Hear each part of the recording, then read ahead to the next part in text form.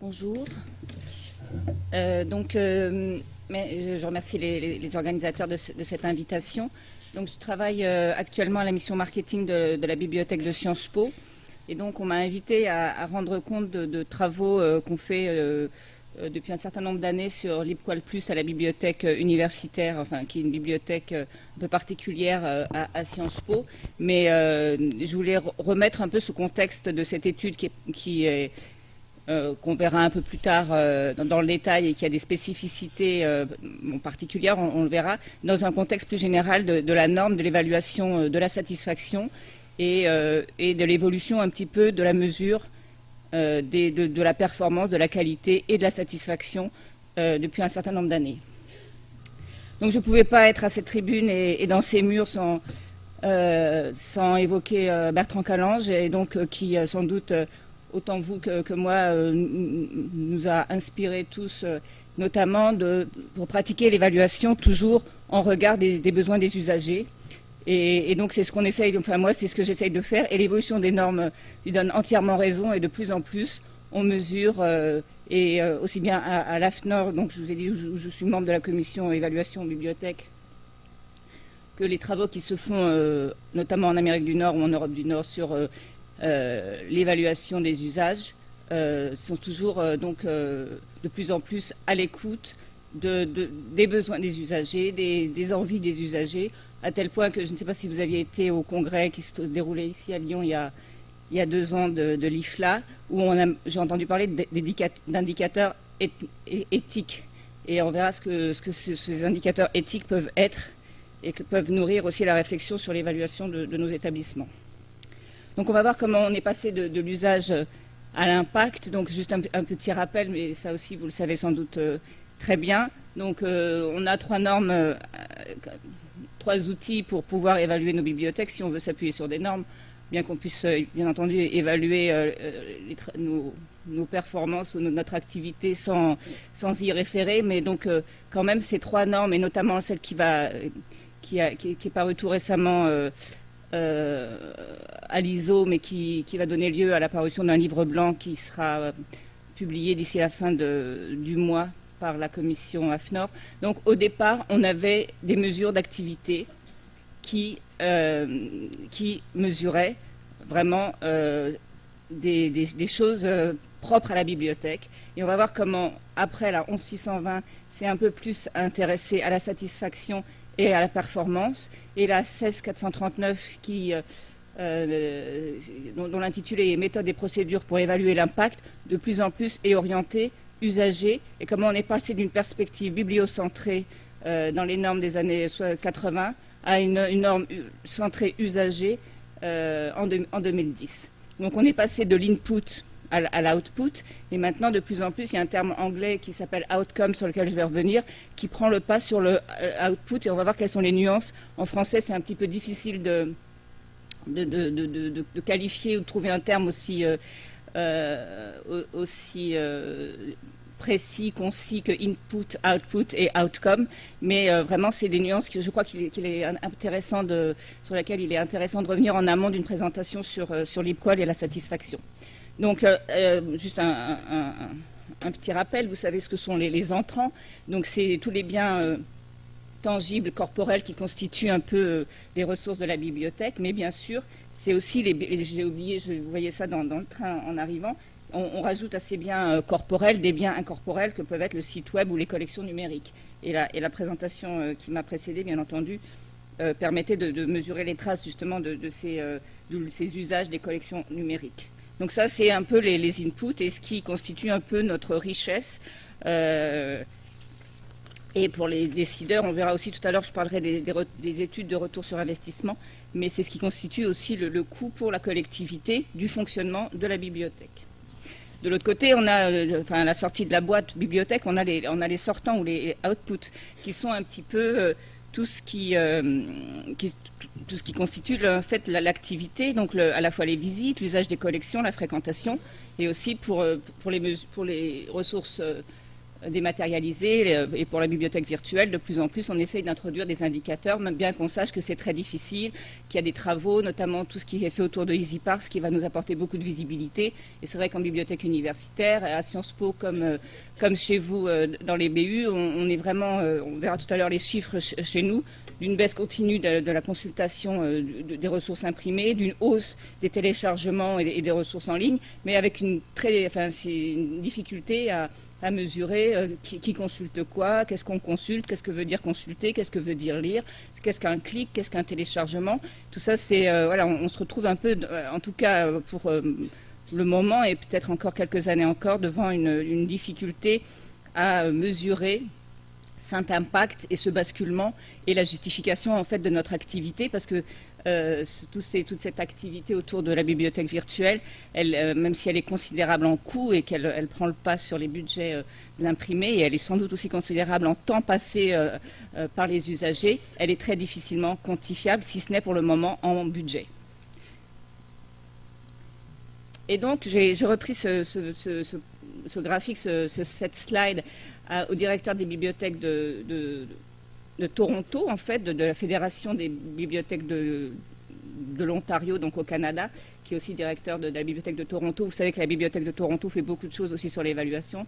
On l'évoquera peut-être tout à l'heure. Et voilà, il dit tout, donc j'aurais pu le refaire un petit peu à ma sauce, mais c'est vraiment rendant à Stéphane Abraham ce qu'il a synthétisé ici de façon très éclairante, je trouve. Donc on est passé à gauche, c'est bien à gauche chez vous, d'indicateurs orientés bibliothèque, Library Oriented Indicators en haut, donc qui sont plus quantitatifs, qui mesurent beaucoup le coût et qui sont vraiment orientés aussi pour les tutelles, pour les financeurs, pour les gestionnaires, combien coûte la bibliothèque et comment on peut éventuellement mesurer le retour sur investissement de ces dépenses. Et donc, il y a l'input, après il y a le process, et tout ce qui concerne le process, c'est tout ce qui a concerné la mesure de la qualité. Vous savez que c'était la grande mode, et ça l'est encore, de mesurer la qualité. Donc il y a même des normes, là, 9001, etc., pour mesurer si le service donné est un service de qualité.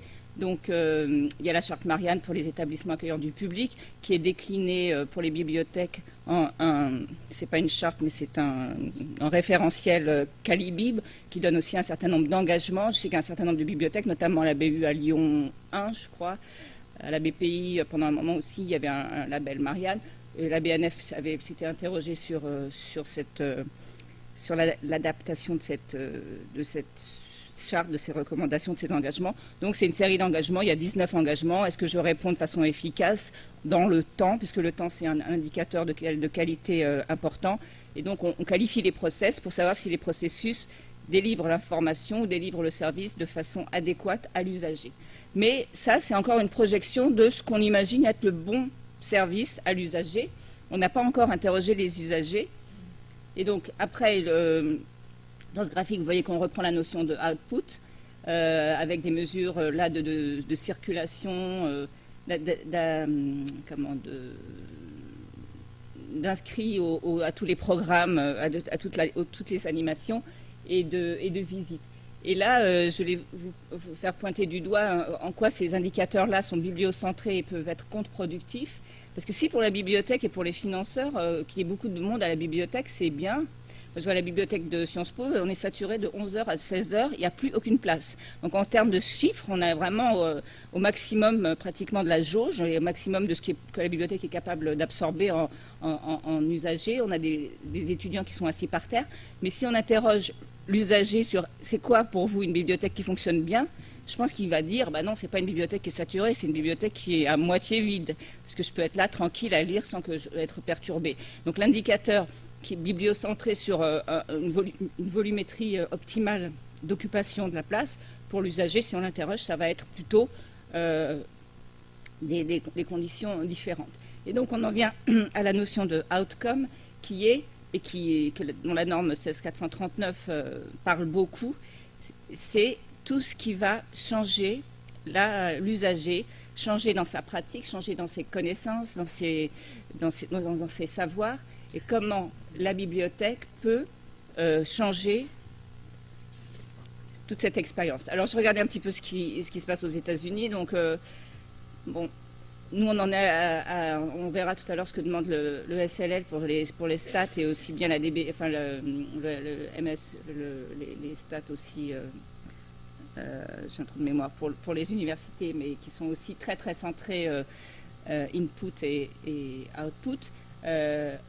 La PLA, la Public Library Association, a un projet Outcome et qui vous donne une boîte à outils en fait pour mesurer tous ces changements. Alors je ne sais pas comment l'appeler en français. Toutes ces transformations que permet la bibliothèque. Donc vous voyez, c'est à la fois, bon là c'est en BM, hein, donc c'est à la fois l'engagement et le civisme, enfin l'engagement dans la communauté, dans le quartier, l'inclusion digitale.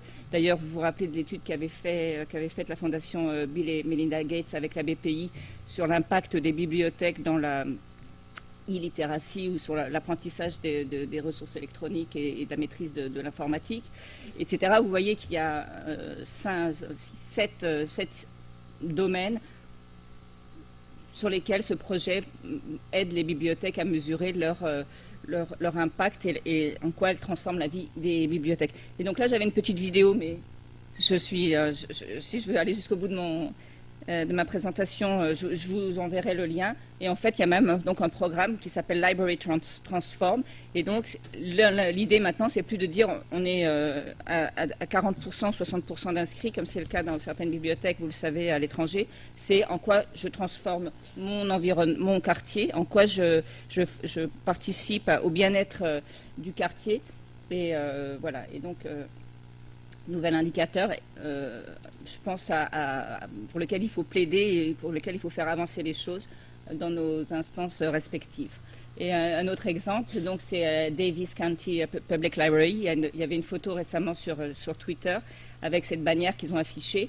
Et sur ce programme Libraries Transform, il disait pourquoi c'est important que la bibliothèque soit là et en quoi elle est vecteur de transformation. Alors sur cette citation d'un article qui est très intéressant, qui est paru récemment au Library Journal, il y a déjà 2 ans, en disant que les outcomes, donc c'est d'une nature tout à fait différente et ils représentent les changements dont les usagers de la bibliothèque font l'expérience. Donc c'est à la fois les changements dans le niveau de leurs connaissances, dans leurs compétences, leurs attitudes, leurs pratiques, leurs statuts ou leurs conditions. Alors là, c'est un petit peu difficile à traduire en français. Si vous avez dit leurs conditions, en tout cas leur vie, on va dire, hein, tout pour être complet. Ainsi, on pourrait trouver utilement des remplacements.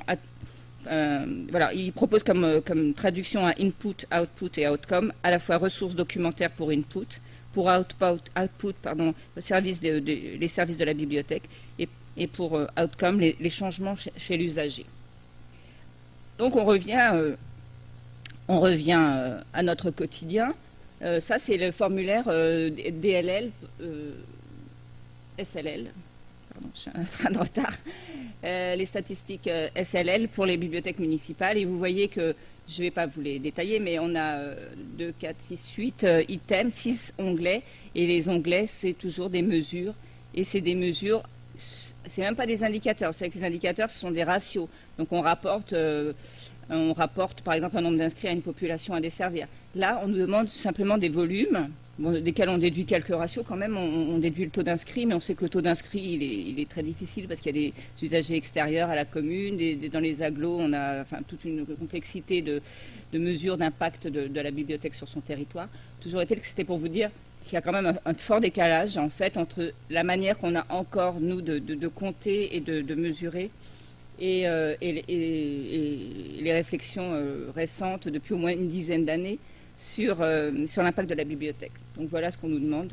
Vous les connaissez, un nombre de livres imprimés, etc.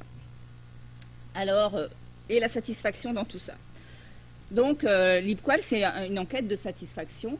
Et cette satisfaction, qui est quand même un indicateur aussi, qui est déjà évoqué dans la norme 11620 qui date de 2014, elle n'est pas non plus incluse dans les questions qui sont posées parce que c'est difficile, il y a peu de bibliothèques, bien qu'il y en ait de plus en plus, qui interrogent sur la satisfaction. Et donc, qu'est-ce que nous disait la norme 11620? C'est que l'indicateur de satisfaction, il peut être associé, enfin, il peut dépendre, bien entendu, d'un certain nombre services ou d'offres ou de dispositifs que peuvent être aussi bien les horaires, les installations pour l'étude, la disponibilité des documents, etc. Donc on a quand même des choses assez concrètes pour construire une mesure de satisfaction, et on verra que l'IPQual, effectivement, au travers de ces 22 questions, a construit une manière de photographier la bibliothèque et une manière de photographier la perception qu'en ont les usagers. Et donc, comment chercher cette mesure de satisfaction? La dernière norme, alors excusez-moi, c'est en anglais parce qu'elle n'est pas traduite encore. Et donc, la norme recommande de croiser 3 types d'indicateurs, et je crois que c'est très important et il faut vraiment garder ça en tête. Donc il y a une typologie d'indicateurs qui sont à la fois les indicateurs déduits, et quand on parlait tout à l'heure de mesures, des mesures des traces, ce qui est nommé comme mesure induite ou indicateur induit, c'est tout ce qu'on peut déduire des statistiques, soit du SIGB, soit des statistiques de comptage d'entrée. Donc c'est tout ce qui est mesuré automatiquement par des machines ou par des installations qu'on a pu faire dans la bibliothèque. Et on verra que des statistiques de prêt, par exemple, on peut déduire quand même de la satisfaction. Des statistiques de visite, on peut déduire de la satisfaction. Après, la norme recommande aussi de mettre en place des mesures observées. Donc il y a un certain nombre de dispositifs qui permettent d'observer les usagers, d'observer les usages et d'observer les traces et d'en déduire de la satisfaction. À Sciences Po, on a mené une étude qui s'appelle Sweeping the Library, où on a observé 2400 lecteurs au cours de 6 mois d'observation. Et de ces observations, on a pu aussi déduire un certain nombre de choses, à la fois sur les usages. Donc là aussi, il y a des traces d'usage qu'on peut observer. Et voilà, donc il y a un certain nombre de dispositifs d'observation. On peut aussi observer. Oui, enfin, principalement, c'est ça. Et la dernière catégorie, c'est les indicateurs ou les preuves sollicitées. Et donc solliciter, ça veut dire qu'on va questionner l'usager, soit via un questionnaire, soit via un entretien. On questionne les lecteurs, les usagers ou les non-usagers pour essayer de les faire parler sur la bibliothèque, sur leur satisfaction, sur leurs attentes, etc. Donc ce que recommande la norme 16439, c'est d'essayer au maximum de croiser ces 3 types d'indicateurs d'évaluation, parce que, on l'a dit tout à l'heure, par exemple, un très fort taux de visite, de fréquentation, donc une mesure induite, va pouvoir être mise en perspective par une mesure sollicitée. On va demander au lecteur quelles sont vos attentes, quels sont votre idéal pour ce qui est de la fréquentation. Tout ça, ça va se mettre en place avec les slides suivants, mais je voulais un peu dresser ce panorama à la fois de l'évolution des normes, mais aussi de la typologie des indicateurs pour montrer que, en fait, il ne faut jamais vraiment se contenter d'une seule mesure. C'est les mesures, elles sont... et il faut avoir sa perspective, bien sûr, de gestionnaire d'établissement, mais aussi avoir la perspective de l'usager. Alors nous, à Sciences Po, qu'est-ce qu'on a comme mesure de trace? Bien entendu, donc je reprends ce que j'ai dit précédemment, on a des indicateurs induits, donc comme les entrées et les sorties, comme les données qui sont extraites du SIGB, les lecteurs, les pré-retours, etc. On a aussi des observations et on a des questionnaires, on mène des enquêtes en permanence. Je pourrais éventuellement les évoquer, mais je pourrais aller en détail parce qu'on a relativement peu de temps. Alors, je vous ai dit que c'était ces mesures induites. Là, vous avez un peu la définition. Et les données induites qui peuvent exprimer la satisfaction, en récapitulatif, je vous l'ai dit tout à l'heure, à la fois le nombre de visites, le taux d'occupation, le nombre de prêts, le taux de remplissage. Donc, toutes ces mesures qui sont collectées automatiquement, on peut en déduire de la satisfaction, parce que plus une animation aura d'inscrits, plus on peut supposer qu'elle est bien conçue, elle est attractive, elle est réussie et elle permet une bonne satisfaction des usagers. Donc si vous êtes intéressé à cette problématique, il y a un site et une revue en ligne qui s'appelle Evidence-Based Library and Information Practice. J'ai mis le lien à la fin. Et donc il y a toute ce journal publie particulièrement toutes les expériences d'évaluation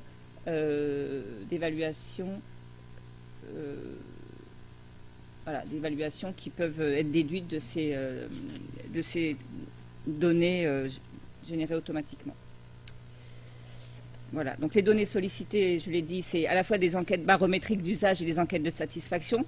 Ce que dit la norme, c'est que ce qui est important dans les enquêtes de satisfaction, c'est de les faire dans le temps, donc de les faire de façon barométrique, c'est-à-dire de façon régulière, parce que la satisfaction n'a de valeur que dans le temps et comment elle évolue. À Sciences Po, on fait l'IPQUAL, par exemple, depuis 2009, de façon à voir quelles sont les évolutions, quels sont les secteurs pour lesquels il y a des alertes ou lesquels secteurs se portent bien. Donc, quand on fait une enquête de satisfaction une fois comme ça donne des indications, mais finalement, on ne connaît pas ni l'état de sa population, ni ses attentes. Et ces valeurs-là n'ont de sens que dans la durée. C'est-à-dire que si on verra, nous, qu'on évalue les sous-populations, par exemple, de chercheurs ou de doctorants, ils ont des exigences très élevées par rapport à la population du premier cycle universitaire. Et donc, ce qui nous intéresse, c'est pas de savoir que le collège universitaire, puisqu'on l'appelle comme ça, Sciences Po, les 3 premières années, a une satisfaction de 7 sur 9.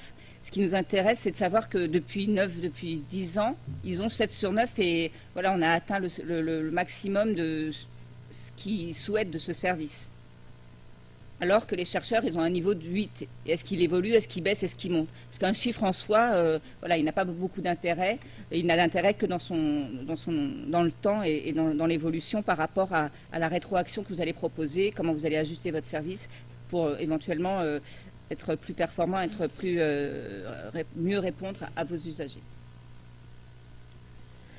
Alors, sur la satisfaction, donc j'en profite, j'ai pas mis les crédits, mais toutes les photos donc sont faites dans les salles de lecture de la bibliothèque, et donc on a eu une campagne, on a eu la chance cette année d'avoir une campagne de photos par une photographe, et donc c'est des photos créditées avec une photographe qui les a réalisées. Donc l'IPQUAL, c'est la principale enquête de satisfaction que nous faisons. Vous savez qu'elle est j'allais dire de plus en plus, mais c'est pas vraiment vrai. Il y a à peu près 12 à 13, 10 à 12 bibliothèques universitaires par année qui le font en France. Il y a des centaines de bibliothèques universitaires qui le font dans le monde. Et donc il y a un groupe, dans le groupe évaluation de l'ADBU, il y a un sous-groupe qui s'occupe du suivi et de l'aide à la mise en œuvre, au déploiement de cette enquête qui est un petit peu complexe la première fois à prendre en main. Donc l'IPQUAL+, c'est donc une enquête qui est faite par l'ARL et qui s'appuie sur un outil SERVQUAL qui était dans les années 80 utilisé par le secteur commercial. Donc je vous conseille de lire, si ça vous intéresse, l'article d'Hélène Coste, qui est maintenant responsable de ce groupe LibQual à la DBU, et qui avait publié en 2016 un article qui faisait un peu le bilan à la fois de la méthodologie et des intérêts de cette enquête. Donc ça, c'était notre... ah oui, d'ailleurs, dans mon sac, j'ai amené des marque-pages qu'on a fait suite à notre enquête, que si vous voulez, certains pourront les prendre. Donc ça, c'était notre campagne de restitution des résultats, j'y reviendrai tout à l'heure. Donc, je vais aller vite parce que je crois qu'un certain nombre d'entre vous connaissent déjà cette enquête. Donc simplement, il y a 22 questions qui sont identiques pour tout le monde, dans le monde entier. Il y a une traduction française, mais on ne peut pas modifier ces intitulés. Et de plus en plus, l'ARL a autorisé à introduire des questions optionnelles. Et il y a aussi des commentaires. Donc, c'est une sorte de baromètre. Donc, il y a plein de choses qui sont inadaptées. Il y a des détracteurs de l'IPQUAL qui disent « mais non, mais les questions sont complètement aberrantes pour un public français. On ne demande pas à un usager français si le personnel est courtois. » Ou je ne sais pas, il y a certaines questions qui choquent beaucoup certains des collègues. Et il y a certaines bibliothèques qui, pour ces raisons, ne souhaitent pas le déployer dans leur mur. D'ailleurs, vous avez ici la liste. Cependant, l'intérêt de cette enquête, principalement, c'est justement de constituer un baromètre identique pour tout le monde et de pouvoir se comparer. Et à Sciences Po, la direction de l'établissement, développe un grand nombre de partenariats avec des universités étrangères, aime bien pouvoir comparer aussi la bibliothèque avec les performances de la bibliothèque de la London School of Economics, qui est notre grand concurrent à Londres ou à Columbia, etc. Donc on a un indicateur et puis on va pouvoir voir comment fonctionne la bibliothèque de Columbia, comment fonctionne la bibliothèque de Sciences Po. Donc vous avez 3 grands domaines, la relation au service en haut, après l'usage de l'information, l'accès à l'information, et la bibliothèque comme lieu. Et donc ces 22 questions, elles vont être posées aux répondants, et ce qui est vraiment la particularité et l'intérêt de l'IPQUAL, c'est qu'on demande aux gens de s'exprimer à la fois sur le minimum qu'ils attendent. Quel est votre niveau minimum sur 9 attendu pour la question « Le personnel inspire confiance ». Les gens ne disent pas tous 9 sur 9. Il y a notamment, vous verrez que pour notre collège universitaire, les 3 premières années, sur le premier thème « Affect of Service », on a un relativement faible niveau d'exigence, autour de 6,5 sur 9. Sur l'accès à la documentation, de la même façon, le premier cycle, pour nous, a un niveau d'attente assez modeste, on va dire, alors que les chercheurs et les masters et doctorants ont un niveau d'attente très élevé. Et ça, c'est un premier intérêt pour moi, au-delà des notes qu'on reçoit. Un premier intérêt, c'est de pouvoir segmenter les publics et de savoir comment le public, à quel niveau il évalue son attente et à quel niveau il situe la bibliothèque par rapport à cette attente. Et donc, il y a 3 niveaux, je disais. Il y a le niveau minimal acceptable, le niveau maximal souhaitable et le niveau observé. Et donc, l'IPQUAL permet d'avoir ces 3 niveaux pour chacun des 22 items. Alors, la satisfaction, en relisant dans le train, je me disais aussi que cette slide n'était pas bien placée. Je lisais récemment cet article qui est vraiment intéressant sur explorer les causes et les effets de la valeur de la bibliothèque et qui rend compte d'une étude où ils ont demandé à un certain nombre, dans une bibliothèque universitaire, un certain nombre de publics segmentés, donc aussi bien le public constitué par l'équipe de la bibliothèque, library staff en bleu clair, que par les donateurs, que par l'administration, les financeurs, enfin la tutelle de la bibliothèque, que les étudiants, que le personnel enseignant. Et pour chacun de ces sous-groupes, de cette sous-population, ils ont demandé pour vous, c'est quoi la valeur de la bibliothèque? Et la satisfaction, vous voyez, ça apparaît en orange, c'est la valeur qui a été exprimée par la bibliothèque. Pour la bibliothèque, ce qui compte, sa valeur, c'est la satisfaction des usagers. Mais c'est qu'un élément dans un puzzle complexe qui constitue la valeur de la bibliothèque, qui va être, par exemple, pour les financeurs, le retour sur investissement. Vous savez ce qu'a dit la ministre récemment en septembre, je ne sais pas si vous avez ça en tête, mais quelle est l'actualité, dans l'opportunité, quelle est la justification des médiathèques au XXIe siècle. Donc pour elle, elle avait une logique vraiment seulement de retour sur investissement. Est-ce que ça se justifie encore qu'on dépense tant d'argent? Et c'était dans un article où elle justifiait de la baisse de la DGD, de la DGF aux établissements, notamment aux bibliothèques. Voilà, donc c'était juste pour là aussi mettre les choses en perspective par rapport à l'IPQUAL, etc. Donc, ce que je vous disais exprimé en graphique, il y a, sur les réponses globales de la dernière enquête l'IPQUAL, vous avez le minimum, je sais pas si vous avez le minimum exprimé par chacun des publics, donc soit les réponses globales à gauche, mais si on regarde de façon différenciée à la fois les 3 premières années, le premier cycle et les masters doctorants, vous voyez que les minimums attendus sont différents, notamment sur la question de l'accès à l'information et aussi sur la question de la bibliothèque comme lieu. Et les notes données, elles sont ici symbolisées en violet avec les notes. Et vous voyez que par exemple sur la bibliothèque comme lieu, on a une évaluation de la bibliothèque à 5,47 qui est bien en deçà du minimum attendu. alors que le collège universitaire, à 6,55, il se trouve dans ce qu'on appelle, dans le jargon LibQual, la zone d'adéquation.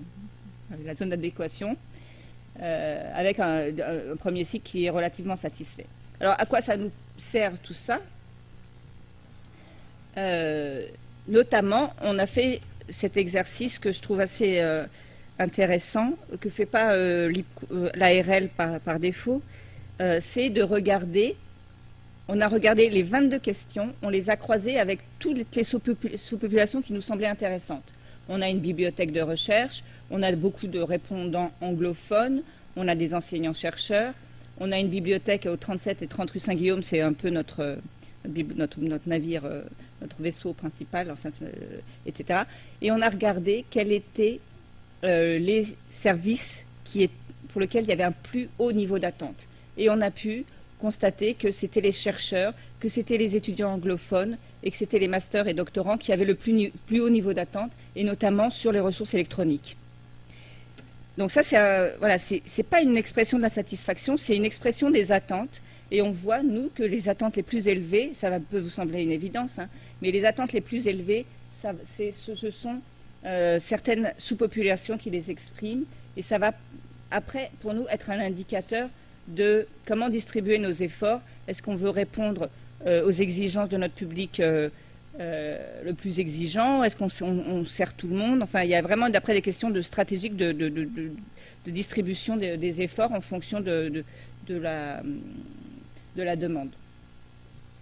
Et si on a regardé inversement ceux qui avaient les exigences les moins élevées, ce que je vous disais tout à l'heure, donc c'est le collège universitaire en bleu, et c'est surtout sur des questions en violet, affect of service, c'est la relation aux usagers. Et on voyait que la relation aux usagers, alors soit qu'elle est parfaite et du coup les étudiants ont exprimé un faible niveau de satisfaction, ou alors ce n'est pas un sujet pour eux parce qu'il y a très peu d'interactions, comme dans beaucoup de bibliothèques universitaires, malheureusement, les interactions avec le personnel sont très limitées. En tout cas, cette interrogation sur un même dispositif, à la fois du bibliothèque comme lieu et du rapport à l'usager et du rapport au personnel, nous a permis un peu de discriminer ces deux sujets. Et ce qui nous permet de construire des matrices de désirabilité. Alors juste un mot, mais c'est voilà, tout à l'heure, je sais bien que le sujet principal, c'est vraiment explorer les données d'usage. Là, l'IPOAL, c'est pas une enquête sur les usages, mais c'est sur l'expression de la satisfaction et de la perception de la bibliothèque. Ça nous permet aussi de construire ces matrices qui sont très très intéressantes parce qu'elles permettent de croiser l'adéquation avec la désirabilité ou le désir des usagers. Donc plus on monte, plus on a des services désirés, et plus on va à droite, plus on va vers des services dont l'offre répond à la demande. Et donc on est dans le secteur en haut à droite, à la fois c'est des services désirés et à la fois on répond bien. Donc ça veut dire que tout va bien.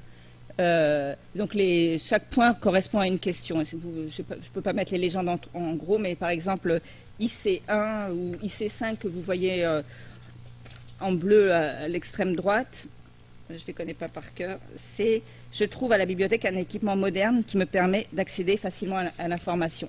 Donc là, on a un niveau d'adéquation vraiment bon. Par contre, là où c'est important, ce que nous dit l'enquête, c'est aussi qu'il y a des choses qui sont très désirables, comme LP5, c'est les salles de travail en groupe, et où on répond très mal.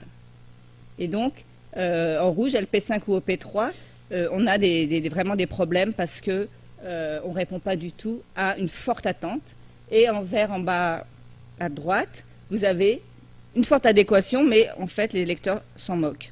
Alors, OP4, notamment, c'est la formation. Voilà, c'est la bibliothèque fournit de la formation qui m'est utile, où je reçois des services personnalisés. Et ce n'est pas pour autant qu'on va arrêter de faire de la formation. Mais vous savez tous, notamment en BU, c'est que les étudiants, ils disent « mais je n'ai pas besoin de formation, moi, je connais parfaitement Google, et Google me suffit à chercher à trouver tout ce que je cherche ». Donc notre rôle là, ça va être de plaider pour les formations, et on a mis en œuvre, d'ailleurs je ne l'ai pas introduit dans mon PowerPoint, On a mis en œuvre cette année une nouvelle mesure qui est recommandée aussi par la norme 16439, c'est d'essayer de mesurer l'impact des formations. Donc, sur 5 compétences informationnelles, on leur demande de s'auto-évaluer avant les formations. Donc, tous les étudiants première année vont à la bibliothèque pour une petite formation rapide sur les ressources. Donc, avant les formations, on leur dit comment estimez-vous votre niveau de compétence sur trouver un article en ligne, faire une réservation, etc. Il y a 5 items. Et on leur demande, après la formation, et on regarde les écarts. Bon, il y a plein de biais, hein, c'est de l'auto-évaluation. Mais c'est quand même intéressant de solliciter les usagers. Donc là, tout à l'heure, on a vu, c'est les indicateurs sollicités. On sollicite les usagers pour s'auto-évaluer. Et par là, on regarde un peu. Au-delà des enquêtes post-évaluation, on demande juste est-ce que vous êtes content. Bah, s'ils sont gentils, ils vont dire oui. Enfin, il y a beaucoup de biais aussi, des enquêtes de satisfaction comme ça. Alors que cette auto-évaluation ante et post, nous on vient juste de la commencer, mais elle est très, très riche. Et là aussi, c'est un truc que je dis toujours quand j'interviens. Il m'est arrivé d'intervenir quelquefois ici auprès des élèves conservateurs, mais il y a un article très intéressant sur les enquêtes de satisfaction qui date un peu. Je n'ai pas les références en tête, mais si ça vous intéresse, je vous les donnerai, où il parle de l'Apple Pie Effect. C'est l'effet gâteau de la bibliothèque. Et c'est dans cet article, donc c'est un sociologue qui a étudié en fait les résultats des bibliothèques. Et on verra que sur un certain nombre d'enquêtes de satisfaction qu'on fait, les bibliothèques ont toujours des bonnes notes. Parce que la bibliothèque, c'est un lieu gratuit où il fait bon être, où il y a de la culture, où je suis valorisée parce que je fréquente un lieu de culture, etc. Et par défaut, ce que disait ce chercheur, c'est que les bibliothèques ont des très bonnes notes et qu'il y a un effet, je reçois une part de gâteau et je suis content. Et donc il faut voilà, prendre ces résultats d'enquête de satisfaction avec des pincettes, et ces enquêtes ante post avec une auto-évaluation des compétences, ça permet d'un petit peu de contourner ces effets, ces biais de la satisfaction. Donc sur les résultats, ça ne va pas vraiment vous intéresser en particulier, mais c'est simplement voilà la façon dont l'ARL qui gère l'enquête LibQual rend compte des résultats. Donc sur un radar, on a les 22 questions standards qui sont représentées. Et donc, plus vous avez une zone bleue importante, plus votre note se situe dans la zone d'adéquation. Quand vous avez une zone perçue qui est inférieure au minimum, on a du rouge. Et quand on a un perçu qui est au-delà du maximum, on a du vert. Nous, on l'a sur un campus à Reims où on a un bibliothécaire qui est extraordinaire. Et donc, sur l'Affect of Service pour la bibliothèque de Reims, on a toute une zone verte. Mais globalement, sur l'ensemble de nos bibliothèques, on est plutôt avec une petite frange bleue, beaucoup de rouge pour la bibliothèque saturée qui mécontente beaucoup nos usagers. Et là, on a une question sur les collections. On en a débattu. Je crois qu'il y a certains collègues de la DBU qui sont ici, de commission évaluation. C'est que les notes sur les collections sont relativement mauvaises. Et dans une bibliothèque comme la nôtre, où on a 1 million de volumes et on a une des plus grosses collections en sciences humaines et sociales, en sciences politiques, on a pratiquement tout ce que voudrait un étudiant dans le domaine. Donc, c'est pas du tout de la... voilà, on a une bibliothèque, on ne peut pas rêver mieux quand on est un étudiant en sciences politiques. Et malgré tout, on a des mauvaises notes. Donc c'est pour ça que certains critiquent aussi cette enquête en disant qu'il y a aussi l'expression, une expression notamment pour les chercheurs, on n'a pas des notes excellentes par rapport aux chercheurs, et peut-être parce qu'ils expriment, eux, leur expertise par rapport à la bibliothèque en disant, bah non, mais la collection, elle n'est pas suffisante, elle ne me convient pas, je ne lui mets pas une note au-delà de 8 sur 9 ou de 7,5 sur 9. Voilà, et donc c'est pour ça que ce qui est intéressant, c'est de comparer, en fait, mais en soi, chaque résultat, il est aussi bien de l'évaluation de la satisfaction que aussi un positionnement presque statutaire ou un positionnement identitaire des chercheurs par rapport à la bibliothèque. Je ne sais pas, mais il faudrait que des spécialistes puissent fouiller ce questionnement. Donc voilà une manière de représenter ces résultats, avec une évolution sur nos 3 dernières enquêtes. Et ce qui est intéressant, ce que je disais, c'est à la fois l'évolution des notes, mais aussi l'évolution de l'exigence, où des exigences à peu près identiques d'année en année, bien que les publics changent, bien entendu, puisque les publics dans les bibliothèques universitaires se renouvellent en partie chaque année. Et donc en rouge, vous voyez, nous on a vraiment un problème sur les locaux, avec des notes pratiquement inférieures au minimum sur toutes les questions posées sur la bibliothèque comme lieu. Donc intérêt également de l'IPQUAL, c'est la comparaison, je vous disais, avec les bibliothèques universitaires françaises. Donc l'ARL fournit des résultats pour l'ensemble du consortium France. Donc là c'est 2011, mais il y a eu des résultats bien entendu plus récents. Avec ce qui nous intéressait, c'est de voir que nos étudiants avaient un niveau d'exigence plus élevé que la moyenne des exigences françaises.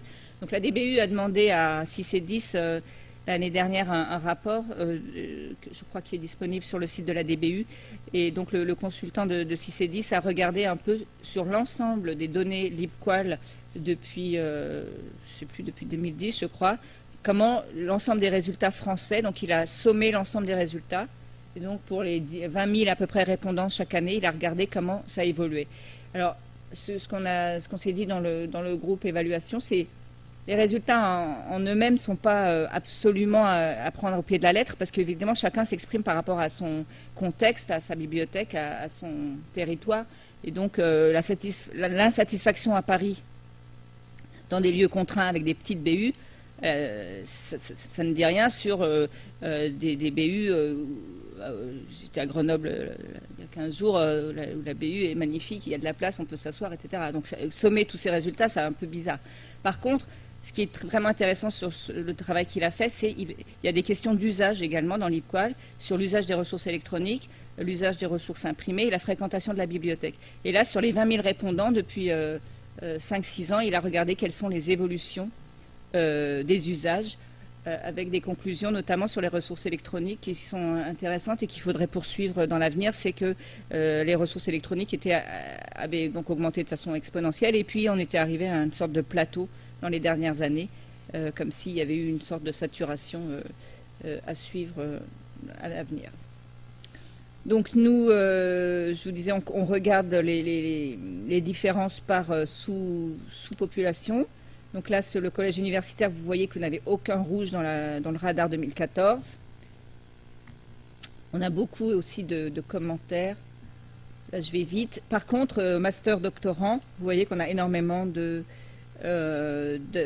rouge dans la bibliothèque comme lieu. Et de plus en plus, nous, on se pose la question de savoir est-ce que ça a du sens, une bibliothèque unique qui accueille à la fois le premier cycle et les masters, notamment les M2.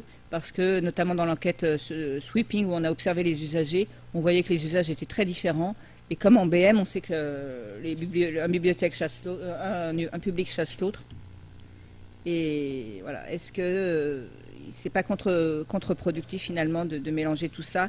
En tout cas, les analyses segmentées montrent qu'il y a vraiment des distinctions à faire entre sous-populations. Donc voilà à quoi nous sert l'IPQUAL, à engager une discussion avec l'institution et construire un plaidoyer. Donc là, c'est un grand mot. Vous savez qu'il y a toute une littérature aussi sur l'advocacy et comment construire le plaidoyer de la bibliothèque. Ça devient de plus en plus crucial, notamment ce dont on parlait tout à l'heure, avec des études de retour sur investissement qui se multiplient pour voir combien d'euros rapporte l'utilisation de la bibliothèque, c'est-à-dire on dépense 1 euro, combien on en reçoit en retour sur investissement, avec des modèles de calcul économique qui sont intéressants, que Françoise Benamou avait présenté il y a 2 ans à Strasbourg. Et donc construire un plaidoyer, c'est à la fois, pour revenir sur cette roue de la valeur, à la fois avoir des éléments très financiers, quoi, de pouvoir justifier du coût économique, et c'est pas tout à fait fini. Mais aussi sur la satisfaction, et notamment en bibliothèque municipale, est-ce que le taux de chômage baisse dans une bibliothèque où il y a beaucoup d'accompagnement aux personnes en recherche d'emploi?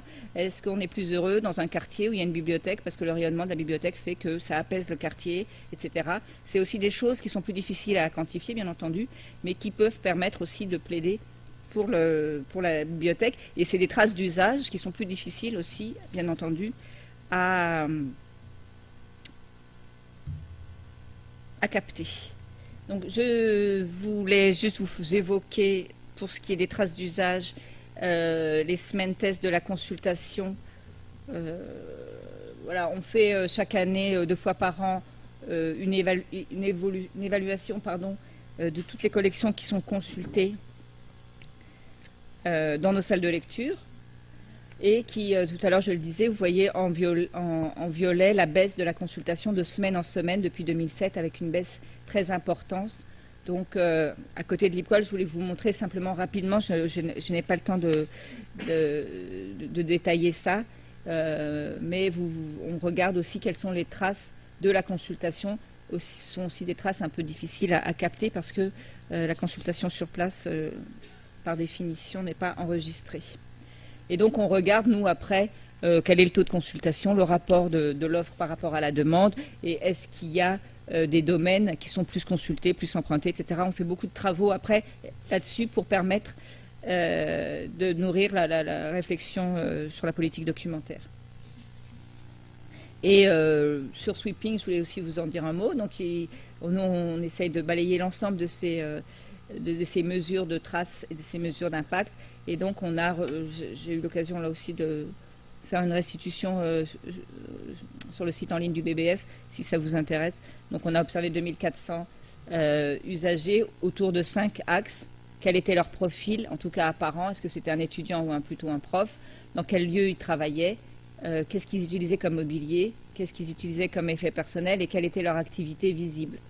Et donc, pour voir un petit peu, nous, en conclusion, c'est que les étudiants principalement lisaient, prenaient des notes, surlignaient, et que, comme le disait un étudiant en master, ils font leur vie à la bibliothèque. C'est vraiment le lieu de travail principalement, avec des usages très très studieux.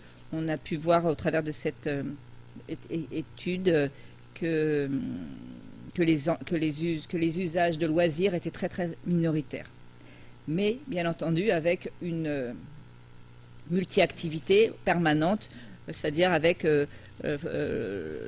consultation des réseaux sociaux, envoi de SMS, envoi de consultation de Facebook en parallèle au travail plus académique.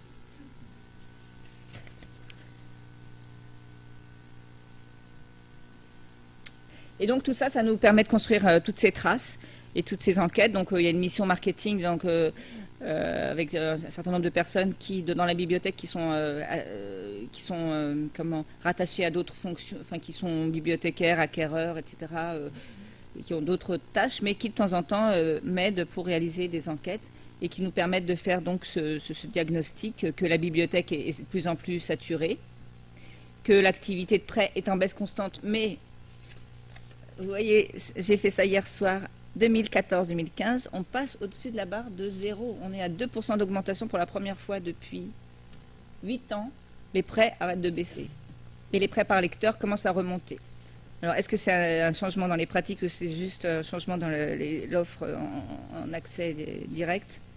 En tout cas, c'est voilà, deuxième constat quand même qui était inquiétant et inquiétant non pas pour déplorer, mais simplement pour s'adapter, puisque c'est une évolution sans doute qui est contre laquelle il ne sert à rien de se lamenter, donc à s'adapter pour avoir une offre plus adaptée. Voilà, les baisses également de la volumétrie de la consultation via les semaines tests. Donc là, c'est une donnée observée. Ça, c'était les interrogations de l'IPQUAL, données sollicitées pour revenir à l'introduction. On les interrogeait sur la fréquence de la consultation, sur place et à distance. Donc la consultation des ressources de la bibliothèque qui se faisait d'abord sur place en 2009 se fait d'abord à distance en 2014, donc avec un vrai basculement de la consultation. Ça, c'est un des grands aussi enseignements de l'IPQUAL.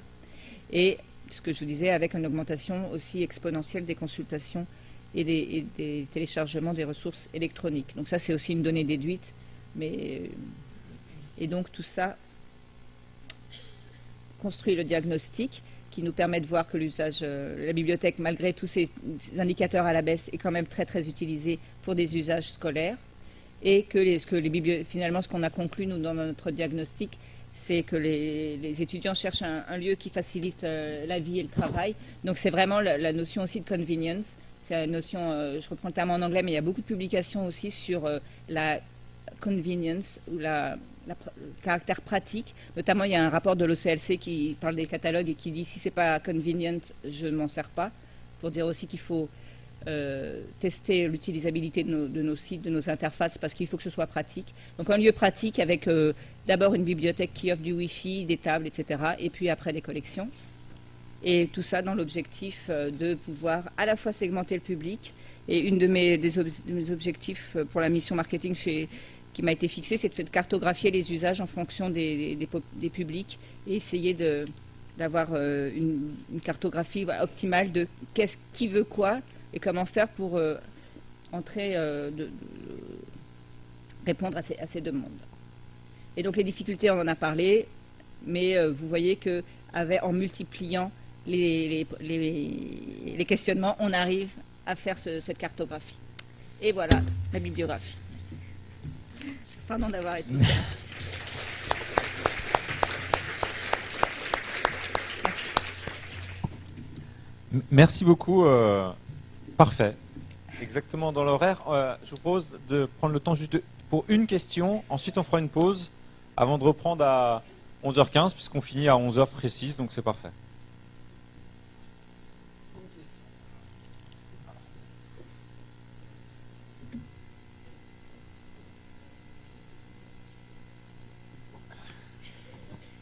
Bonjour.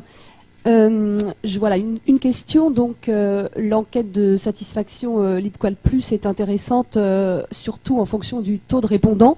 Donc, j'aimerais savoir si vous avez eu un fort taux de réponse, parce que si le taux n'est pas important, c'est peut-être moins significatif.